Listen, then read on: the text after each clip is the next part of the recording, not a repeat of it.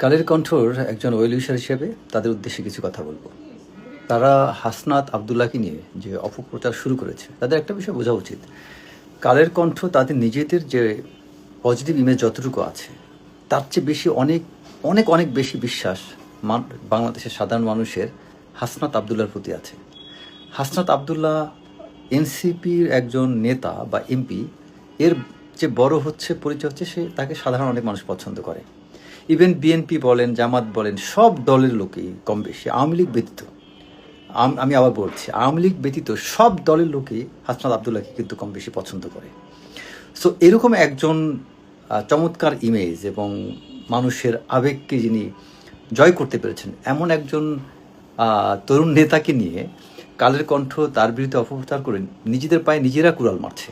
এবং কালের কণ্ঠ কিন্তু ভালো কিছু অবদান আছে, বিশেষ করে জুলাই সময় এবং জুলাই পরবর্তী সময়ে ভালো ভালো কিছু নিউজ করেছিল এবং বিশেষ করে আন্দোলনকারীদের পক্ষে ভালো কিছু প্রচার ছিল এবং অন্তর্বর্তীকালীন সরকারের সময়ও অনেক অন্যায়ের বিরুদ্ধে সোচ্চার ছিল।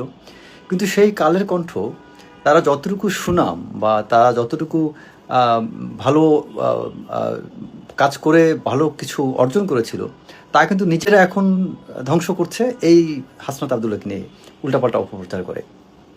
এটা বুঝতে পারছে না। আপনি স্বাভাবিকভাবে চিন্তা করেন যে আপনি যদি এমন কাউকে নিয়ে এমন কোনো বিষয় নিয়ে কথা বলেন যে কথাটা একদমই কেউ গ্রহণ করবে না, তাতে কি হবে? আপনি তো মানুষের মধ্যে কথাটা রিসিভ করাতে পারছেনই না, বিশ্বাস করতে পারছেন না, বরং আপনি ফালতু হয়ে যাচ্ছেন। এই কালের কণ্ঠ কেন এই আত্মঘাতী কাজটা করছে হাসনাত আবদুল্লাহকে নিয়ে? এবং কালের কণ্ঠ অ্যাকচুয়ালি আনবিরকে মানে এখানে প্রোটেক্ট করতে চাওয়া একটা বৃথা চেষ্টা। বরং আপনি ভাই নিজের অস্তিত্ব নিজে টিকিয়ে রাখেন। এখন আনবিরের জন্য আপনি যদি এখন এমন কিছু মানে আপনার ওনারশিপ নেন যেটার কারণে আনবিরকে তো বাঁচাতে পারবেন না, বরং আপনি নিজে ধ্বংস হবেন। তার চেয়ে বরং আনবির একটা নিয়মতান্ত্রিক ওয়েতে আইনি প্রক্রিয়া যা হওয়া তা হবে, আপনি আপনার মতো টিকে থাকেন। কালের কণ্ঠ আসলে আমি জানি না তারা কেন এরকম আত্মঘাতী কাজটা করছে এবং হাসনাত আবদুল্লাহর মতো একজন নেতাকে নিয়ে কেন আজে বাজে মিথ্যা অপপ্রচারগুলো করছে।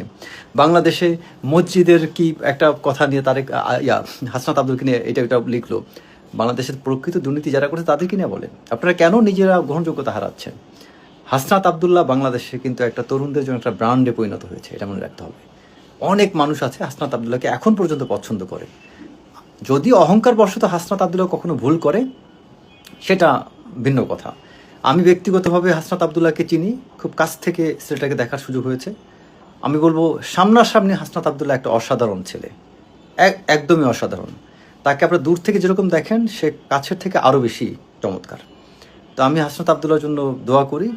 আমাদের পলিটিক্যালি মতভেদ থাকতে পারে, কিন্তু ব্যক্তি হাসনাত আবদুল্লাহ যথেষ্ট সম্মান পাওয়ার যোগ্য এবং সে এখন পর্যন্ত সে যথেষ্ট ক্লিন আছে। হাসনাত আবদুল্লাহ, আসিফ নাহিদ এক জিনিস না। আসিফ নাহিদ এদের অনেক দুর্নাম আছে, মাহফুজ এদের অনেক দুর্নাম আছে, কিন্তু এনসিপিতে হাসনাত আবদুল্লাহ একমাত্র ব্যক্তি যিনি এখন পর্যন্ত তার মধ্যে কিছু নীতি আদর্শ ধরে রাখতে পেরেছেন। আমি ওর জন্য দোয়া করি এবং আশা করি আমাদের সবার উচিত এমন তরুণ নেতাকে সমর্থন করা, তার পাশে থাকা।